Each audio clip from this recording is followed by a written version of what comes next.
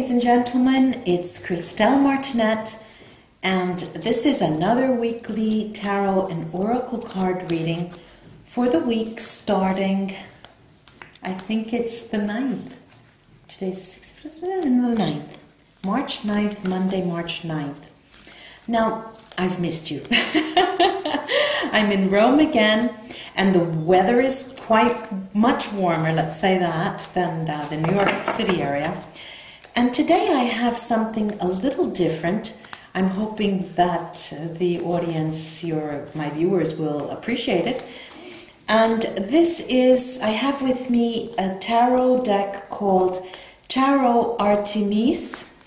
It's a Russian designed deck. And some sources that you'll see call the Taro Artemis only a major arcana deck, which they are not. It's a full tarot deck. It was created by Aleksey, Kluev, and Vladimir Strannikov.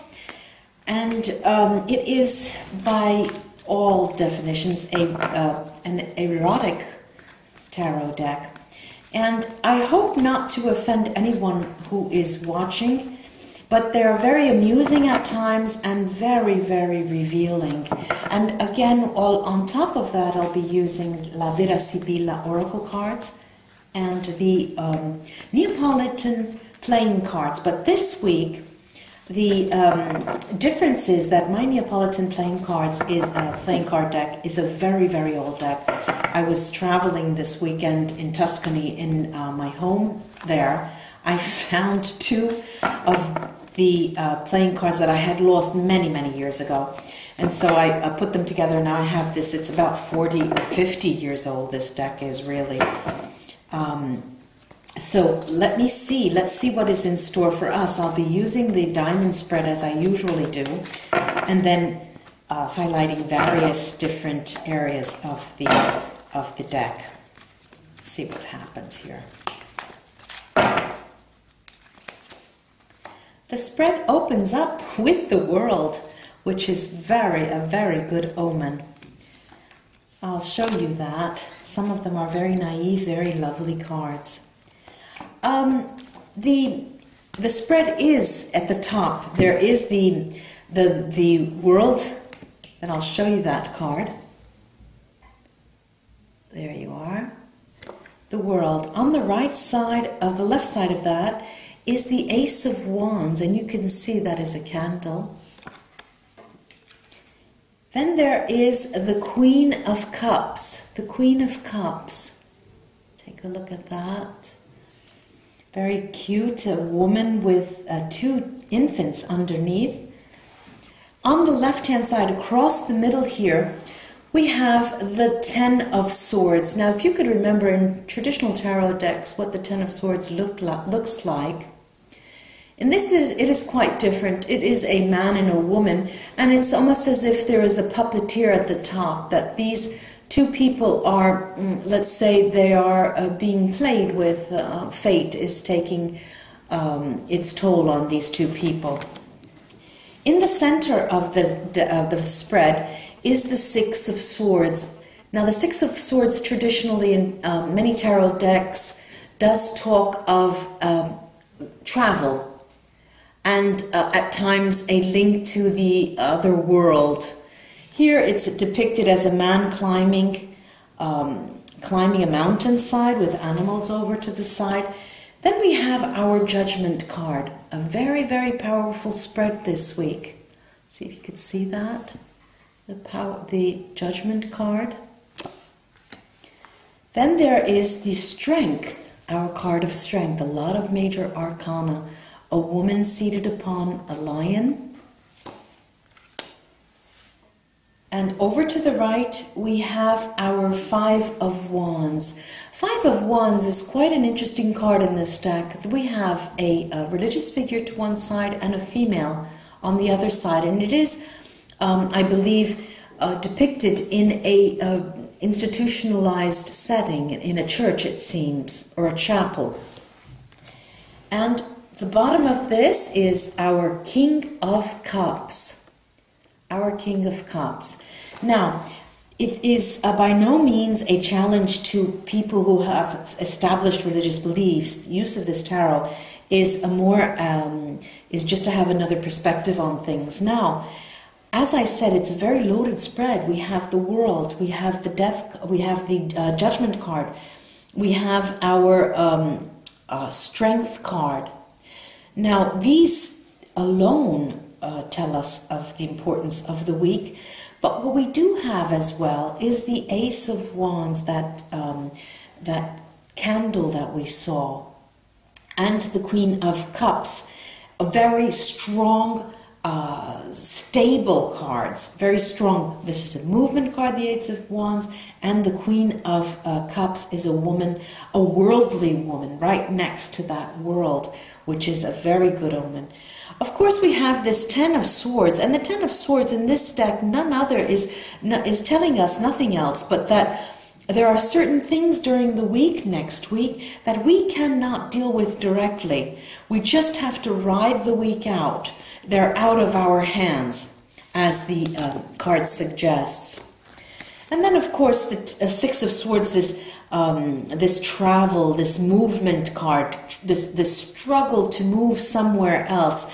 And the card itself, it is a person climbing a side of a mountain, but this mountain in this deck is depicted by a female body, very, very picturesque, very, very cute, as if a male is trying to have a difficult time in understanding, trying to get his bearings, let's say, for the opposite, for the person in front of them. Then we have the Judgment card, which is such an interesting card, and it's nothing like any other tarot deck. It may be very difficult for you to see that, but there are many. It's a grayish card. It's as if it were a gray world. Everything in this judgment card is in gray. And things seem to emerge from the gray area in this week. Underneath that, of course, we have this wonderful strength card, this beautiful strength card that we said oftentimes it was the manifestation of our emotions. And the Five of Wands, which is a very contradictory card, this religious figure with a female next to it, holding a lighted candle, as if the light, the illumination comes from a female figure to someone who is very established institutionally. This could mean, if we take it one step higher, a person you know, a male figure who is involved at an institutional level. It could be a person who has a position such as a lawyer. It could be someone in the government. And there is an element of temptation here. There's a little light that person is not seeing. And the last is the King of Cups. The King of Cups, who's holding a cup, and all beautiful little red objects come out. And differently from many of the cards in this deck, this king, he has a crown, is clothed with a white cloth around him and is not naked. This is a king who stands firm, who's not worried about being naked, but there's this white cloth, and in the background a horse that is up in the air, trudging forward, driving forward. It's a cup in his hands that he's looking at as if it's something that he knows. It's almost a cup that borders on a religious figure, actually, in many religious rituals when the cup is used. Now let me take the Vera Sibilla cards on this very interesting deck. Let me see if I can highlight this challenging card, the Ten of Swords, where things are out of our hands, to see if what these oracle cards tell us, what it deals with, what matters are really not in our control.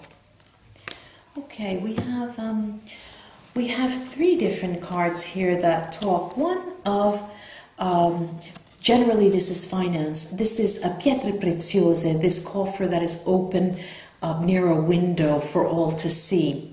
Generally this talks about finance, but in this spread in these three cards together, the Gran Signore, the most important person for us in our life, and the female, means that, now bear with me while I explain this.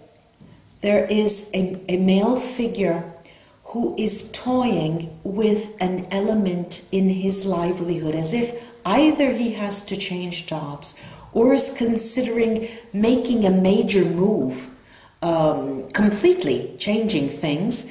And this female friend, this amica, is not necessarily a female figure, but it tells us that he's considering it in the widest sense, bearing in mind other people in his life, bearing in mind the consequences that this change might have, and he's undergoing a process that is very, very serious. Now that is the highlighting the Ten of Swords. This means that it is an element in many respects that this person cannot control directly. Let me take this. Here we go. Of course, we have these beautiful old Neapolitan cards. The first thing that fell out is our Ace of Cups, if you can see that, which is the Holy Grail, which means that I am spot on. And this is the Four of Clubs, the Four of Wands. And the Four of Wands, very similar to the tarot deck, in this deck particularly, means something of stability, a home, a moment in time when things are stable, and this change will be coming when the person in question, this Gran Signore, can do so, but is weighing all of the options. Now, this Six of Swords, the gentleman climbing the woman's body that looks like a cliff, and see what this is all about. Okay, it's linked actually to this Ten of Swords. We have the hopes that, this is speranza, mercante, this is livelihood, hope, and the Doctor. Now, it is linked directly to this other venture that I mentioned.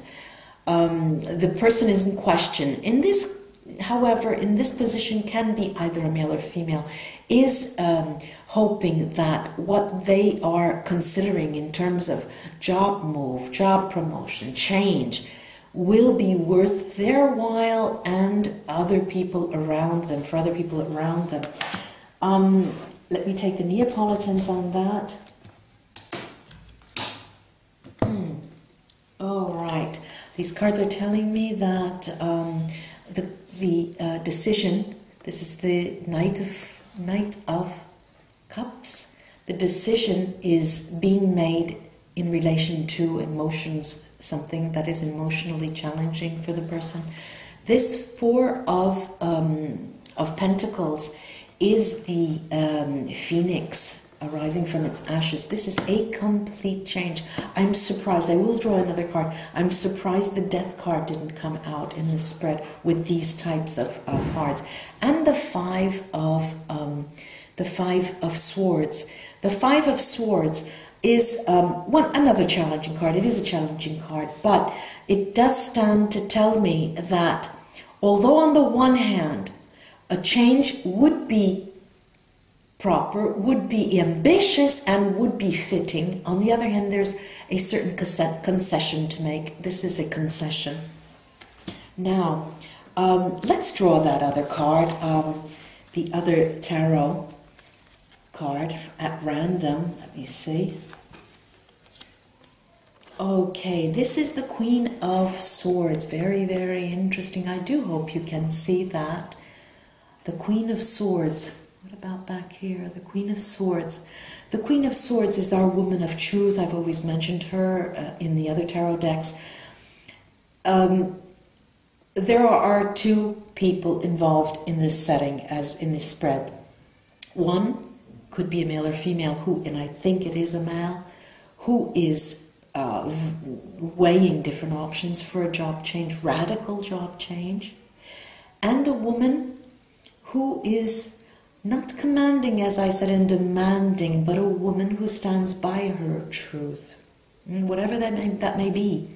And you remember that let me clarify those that Queen of Swords with the. Yes, okay, now, commanding, we might even say commanding the truth. This is going to be a new beginning for someone, that you know, and someone who has been faithful to you, regardless of communication now. Many things happen without direct communication, but this involves, and it evolves around the truth emerging, and what will be coming up is a new beginning, and with a person who you do know. One more little opening for clarification on that.